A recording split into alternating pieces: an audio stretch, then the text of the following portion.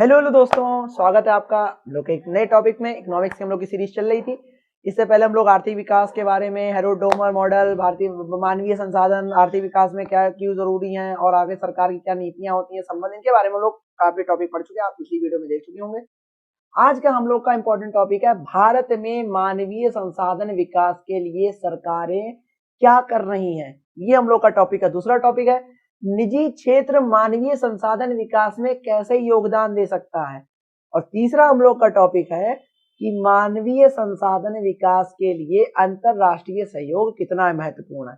तो आज के टॉपिक हम लोग के 3 टॉपिक हैं, ध्यान लगा के पढ़िएगा। चलिए शुरू करते हैं। तो हम लोग का पहला टॉपिक है जो भारत में मानवीय संसाधन विकास के लिए सरकारें क्या कर रही हैं। दूसरा हम लोग का टॉपिक है निजी क्षेत्र मानवीय संसाधन विकास में कैसे योगदान दे सकता है। और तीसरा हम लोग का टॉपिक है कि मानवीय संसाधन विकास के लिए अंतरराष्ट्रीय सहयोग कितना महत्वपूर्ण है। तो शुरू करते हैं। पहला टॉपिक हम लोग का भारत में मानवीय संसाधन विकास के लिए सरकारें क्या कर रही हैं। तो क्या कर रही हैं, भारत में सरकार मानवीय संसाधन विकास को बढ़ावा देने के लिए कई पहल कर रही है, कई तरीके की चीजें कर रही है, कई तरीके की नीतियां अपना रही है, कई तरीके की मतलब की रणनीतियों को अपना रही है, कई तरीके की चैलेंजेस को फेसेस कर रही है। पहला हम लोग का क्या क्या क्या पहल कर रही है, शिक्षा पर ध्यान, सबसे इंपॉर्टेंट।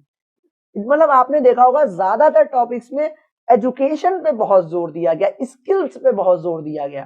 क्यों दिया गया? क्योंकि आज की डेट में एजुकेशन और स्किल्स ही महत्वपूर्ण है और कोई चीज महत्वपूर्ण नहीं है। अगर आपके पास एजुकेशन और स्किल होगी तो नो मैटर आपके पास कौन सी डिग्री है, नो मैटर आप कहाँ से बिलोंग करते हैं, नो मैटर आपका स्टेटस क्या है, आप एक हायर लेवल अपना स्टैंडर्ड लिविंग स्टैंडर्ड रख के आप अपनी फैमिली को या अपने अपने स्टैंडर्ड को आप मेंटेन रख सकते हैं और अच्छी जगह जॉब कर सकते हैं। एक अच्छी मतलब एक हाई स्टैंडर्ड, एक लिविंग स्टैंडर्ड बना के आप रह सकते हैं, अपनी सोसाइटी में एक पहचान बना सकते हैं।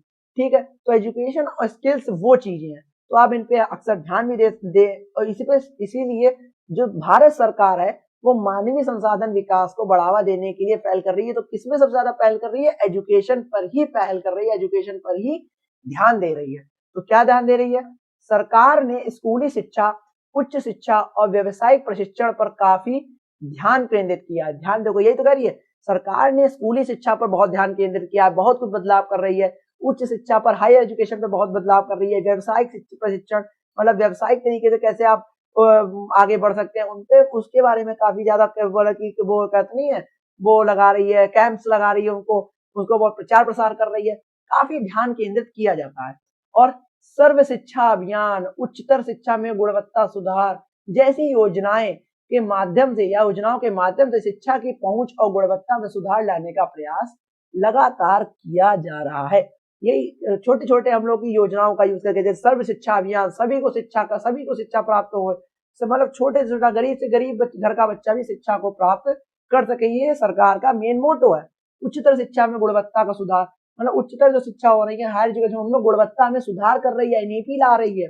जैसी योजनाओं के माध्यम से शिक्षा की पहुंच और गुणवत्ता में सुधार लाने का प्रयास लगातार किया जा रहा है भारत सरकार की तरफ से। अगला हम लोग का टॉपिक है कि कौशल विकास क्या है। तो जो स्किल इंडिया मिशन जैसी पहलों के माध्यम से युवाओं को रोजगार के लिए आवश्यक कौशल प्रदान करने पर जोर दिया जा रहा है। कौशल विकास में जो स्किल इंडिया मिशन जैसे जो पहल हो गई, उनके पहलों को कर के माध्यम से युवाओं के रोजगार के लिए आवश्यक कौशल प्रदान, मतलब उन्हें रोजगार मिले, इसलिए स्किल डेवलपमेंट्स वाली या स्किल इंडिया मिशन जैसी योजनाएं चला के उन्हें कौशल सिखाया जा रहा है, उन्हें स्किल्स डेवलप उनके अंदर कराएंगे जिससे उन्हें रोजगार प्राप्त हो सके और वो अपने जीवन को अच्छी तरीके से व्यतीत कर सकें। आगे हम लोग का टॉपिक है कि जो डिजिटल भारत कर रही है सरकार, सबसे पहले तो हर चीज डिजिटल कर रही है, करेंसी डिजिटल कर रही है, आजकल तो लगभग हर चीज वो डिजिटल कर ही रही है। जैसे कि डिजिटल भारत अभियान के तहत डिजिटल साक्षरता को बढ़ावा दिया जा रहा है।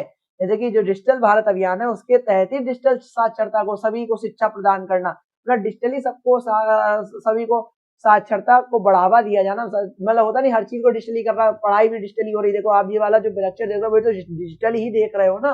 तो भारत सरकार जो है वो डिजिटल भारत अभियान के तहत डिजिटल साक्षरता को बढ़ावा दिया जा रहा है, जिससे युवाओं को रोजगार में नए अवसर मिल रहे हैं। जिससे क्या हो रहा है, युवाओं या जो यूथ है उसको रोजगार के लिए नए अवसर लगातार मिल रहे हैं। ठीक है, अगला टॉपिक है जो उच्च शिक्षा संस्थानों का विस्तार कैसे कर सकते हैं। उच्च शिक्षा संस्थान हो गए या बड़े बड़े जो शिक्षा संस्थान हो गए उनका विस्तार कैसे किया जाएगा। तो जो नए आईआईटी जो हो गए, नए आईआईटी, आईआईएम और अन्य शिक्षा संस्थानों की स्थापना की जा रही है। लगातार भारत सरकार की तरफ से नए आईआईटी बनाए जा रहे हैं, आईआईएम बनाए जा रहे हैं, अन्य उच्च शिक्षा संस्थानों की स्थापना लगातार की जा रही है, जिससे आज का जो यूथ है या जो युवा है उसको अच्छे से अच्छी शिक्षा मिल सके, वो अपना एक हाई स्टैंडर्ड मेंटेन कर सके और अच्छी जगह जॉब कर सके, जिससे उसका लिविंग स्टैंडर्ड हमेशा अच्छा रहे, उसे किसी प्रकार की दिक्कत परेशानी ना हो सके और भारत के विकास में वो एक महत्वपूर्ण योगदान निभा सके। अगला हम लोग का टॉपिक है भारत सरकार क्या सुधार करेगी। अनुसंधान और विकास। अनुसंधान और विकास क्या कर रही है साथ में कि अनुसंधान और विकास को बढ़ावा देने के लिए कई योजनाएं लगातार चलाई जा रही हैं। अनुसंधान और उसको विकास देने के लिए लगातार कई योजनाएं चलाई जा रही हैं। क्या चलाई जा रही है? लगातार कई योजनाएं चलाई जा रही हैं उसको बढ़ावा देने के लिए। दूसरा हो गया स्टार्टअप इकोनॉमिस्ट। स्टार्टअप इकोनॉमिस्ट क्या होते हैं? जो स्टार्टअप्स को बढ़ावा देने के लिए कई नीतियां अपनाई जा रही है। मतलब जो आज की डेट में नए नए एंटरप्रेन्योर आ रहे हैं, जो स्टार्टअप लोग लेके आ रहे हैं, तो उनको बढ़ावा देने के लिए कई नीतियां अपनाई जा रही है कि आप वो अपना जो आपके दिमाग में जो आपका आइडिया है उसको आप इवॉल्व करिए, आप उसको एक्शन में लाइए। उसमें भारत सरकार बहुत ज्यादा मदद कर रही है। ठीक है युवाओं की। अब हम लोग आते हैं अगले टॉपिक पे। हम लोग का खत्म हो गया भारत सरकार मानवीय संसाधन विकास के लिए क्या क्या कर रही है। ठीक है, क्या क्या कर रही है आपने पढ़ लिया। अगला टॉपिक है जो निजी क्षेत्र मानवीय संसाधन विकास में कैसे योगदान दे रहा है। ये जो पर्सनल जो एरिया है या जो निजी क्षेत्र है वो मानवीय संसाधन विकास में कैसे योगदान दे सकता है। ये भी एक घनिष्ठ टॉपिक है, तो इसे पढ़ते हैं। तो निजी क्षेत्र मानवीय संसाधन विकास में निम्नलिखित तरीकों से योगदान दे रहा है। कैसे?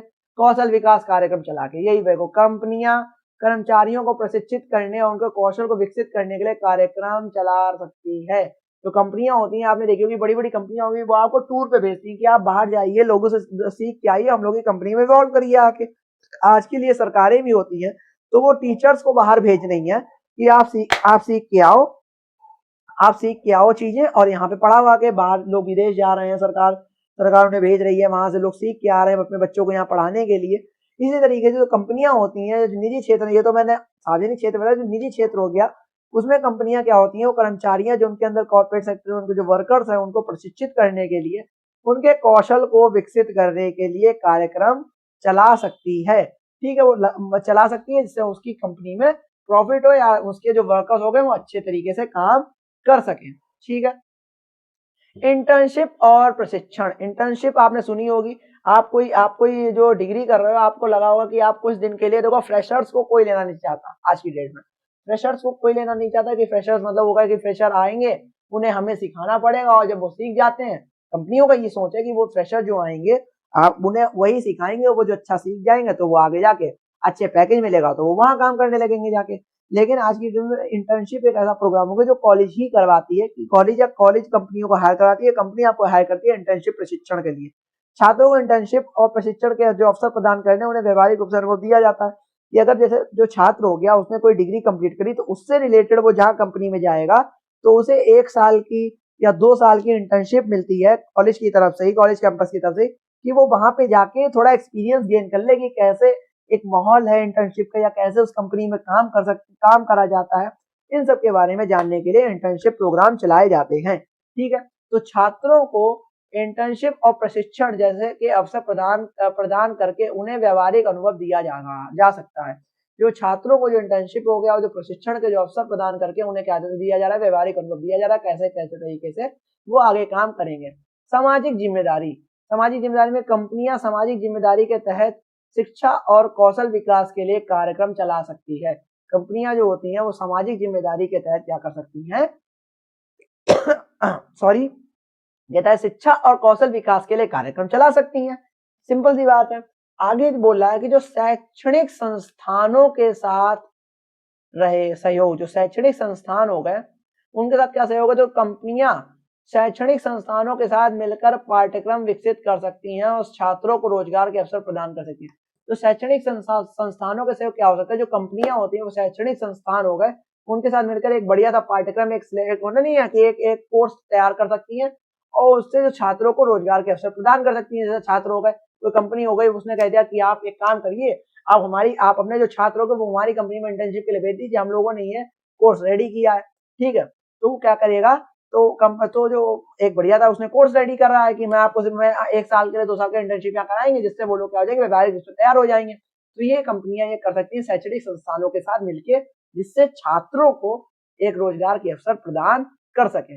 अगला हम लोग के टॉपिक है, मतलब लास्ट एंड बेस्ट टॉपिक क्या है, जो मानवीय संस्था या जो मानवीय संसाधन हो गए के विकास के लिए अंतरराष्ट्रीय सहयोग कितना महत्वपूर्ण है। सबसे पहली बात, जो मानवीय संसाधन हो गया उसके लिए जो अंतरराष्ट्रीय सहयोग है वो कितना इंपॉर्टेंट है, ठीक है। कितना इंपॉर्टेंट है देख लेते हैं भाई, ठीक है। क्या इंपॉर्टेंट है कि मानवीय संसाधन विकास के लिए अंतरराष्ट्रीय सहयोग बहुत इंपॉर्टेंट है। कितना इंपॉर्टेंट है, तो बेहतर प्रथाओं का आदान प्रदान, इसमें बेहतर जो प्रथाएं चलती आ रही है उनका आदान प्रदान होता है। कुछ किसी देश में कोई चीज अच्छी चल रही है, किसी देश में कोई अच्छी चीज चल रही है, वो उनकी अच्छी चीज हम लोग ग्रैब कर सकते हैं, हम लोग की अच्छी चीज वो लोग ग्रैब करते हैं। तो जो प्रथाएं हो गई उनका आदान प्रदान विभिन्न देशों के मध्य कार्यरत होकर ही होता है। विभिन्न देशों से बेहतर प्रथाओं को सीखकर मानवीय संसाधन विकास में सुधार किया जा सकता है। मैंने वही बताया, जो विभिन्न देश होगा उनसे बेहतर प्रथाओं को हम लोग सीखकर मानवीय संसाधन का विकास में सुधार कर सकते हैं, और उसमें किया भी जाता है।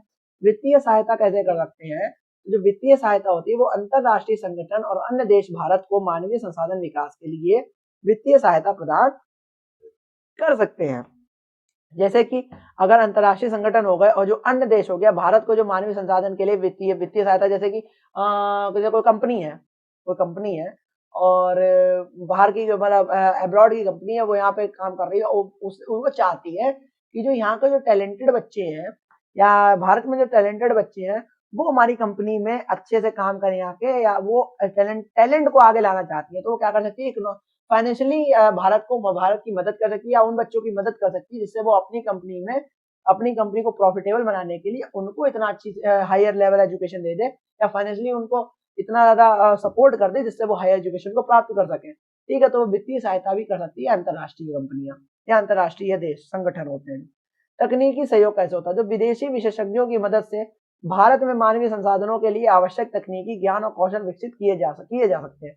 तो जैसे बाहर तकनीक है, बाहर टेक्नोलॉजी है, जैसे कोई जो अपने टेक्नोलॉजी मतलब अभी मतलब इन्वेंट नहीं हुई है या बाहर इन्वेंट हो गई है, वो लोग यूज कर रहे हैं, तो उसका आदान प्रदान करके क्या कर सकता है, तो उसका आदान प्रदान करके बंदा क्या कर सकता है कि साथ में अंतरराष्ट्रीय जो एक तरीके से अंतरराष्ट्रीय जो होते हैं लोग हैं, विदेशी जो विशेषज्ञ होगा उनकी मदद से वो क्या करता है, भारत में जो मानवीय संसाधन के विकास के लिए आवश्यक जो इम्पोर्टेंट है या जो बहुत जरूरी टेक्निक है, नीडेबल जो टेक्नोलॉजी है, उसका जो ज्ञान हो गया, जो कौशल हो गया, उसको विकसित वो लगातार उसे किया जा सकते हैं, वो करता भी है, ठीक है। अंतरराष्ट्रीय मानकों को अपनाना, जो अंतरराष्ट्रीय मानक हो गए उनको अपनाना भी सहयोग देता है। जैसे कि अंतरराष्ट्रीय मानकों को अपनाकर भारत अपनी शिक्षा और प्रशिक्षण प्रणाली में वैश्विक स्तर पर प्रतिस्पर्धी बना सकता है। अंतरराष्ट्रीय मानकों को अपनाकर, अंतरराष्ट्रीय में जो मान्यताएं हैं उनको अपना ले और भारत में अपनी शिक्षा पे या अपनी जो प्रशिक्षण प्रणाली है उसको वैश्विक स्तर पर प्रतिस्पर्धी बना सकता है, कि वैश्विक स्तर पर दिखा सकता है कि हमारे यहाँ भी इतनी अच्छी शिक्षा नीतियां चल रही है, यहाँ पे प्रशिक्षण प्रणाली इतनी अच्छी चल रही है, वैश्विक स्तर पर इसको दिखा सकता है प्रतिस्पर्धा के रूप में, ठीक है। अब आगे निष्कर्ष बचता है हम लोग का टॉपिक खत्म होने के बाद। निष्कर्ष क्या कहता है कि मानवीय संसाधन विकास भारत के विकास के लिए अत्यंत महत्वपूर्ण है। जो भारत मानवीय संसाधन विकास हो गया वो भारत के विकास के लिए अत्यंत क्या है, महत्वपूर्ण है। सरकार, निजी क्षेत्र और जो अंतरराष्ट्रीय सहयोग के संयुक्त प्रयासों से ही भारत मानवीय संसाधन विकास के क्षेत्र में सफल हो सकता है। तो मानवीय संसाधन विकास हो गया वो भारत के विकास के लिए अत्यंत महत्वपूर्ण है ही है, और सरकार और निजी क्षेत्र और जो अंतरराष्ट्रीय सहयोगों से संयुक्त जो प्रयास करेंगे से ही भारत मानवीय संसाधन विकास के क्षेत्र में सफल आगे चल के हो सकता है। तो ये आज हम लोग का टॉपिक था कि भारत में किस प्रकार से मानवीय संसाधन के विकास के लिए सरकार क्या कर रही है, निजी क्षेत्र मानवीय संसाधन विकास में कैसे योगदान दे सकता है, और जो मानवीय संसाधन विकास के लिए अंतरराष्ट्रीय सहयोग कितना महत्वपूर्ण है। ये हम लोग का टॉपिक था जिसे हम लोगों ने अभी पढ़ा, जो कि खत्म हो गया। ये 2-3 बार आप रिवाइंड करोगे इस टॉपिक को तो आपको बहुत अच्छे से समझ में आ जाएगा कि इस टॉपिक में आखिर कह क्या रहे हैं। बहुत सिंपल लैंग्वेज में, कोई ज्यादा टिपिकल लैंग्वेज नहीं है, ठीक है। और इसी प्रकार से हम लोग आगे सीरीज चलती रहेगी, टॉपिक्स चलते रहेंगे। इकोनॉमिक्स के साथ ही में अभी थोड़ा लॉ के टॉपिक्स भी पढ़ने शुरू हो जाएंगे, इन्वायरमेंटल लॉ, एडमिनिस्ट्रेटिव लॉ, इन चीजों के टॉपिक अब डालना वीडियोस आना शुरू हो जाएंगी। तब तक के लिए देखते रहिए वीडियो, मतलब वीडियोस को देखते रहिए और साथ ही में बने भी रहिए। और तब तक के लिए जय हिंद, जय भारत।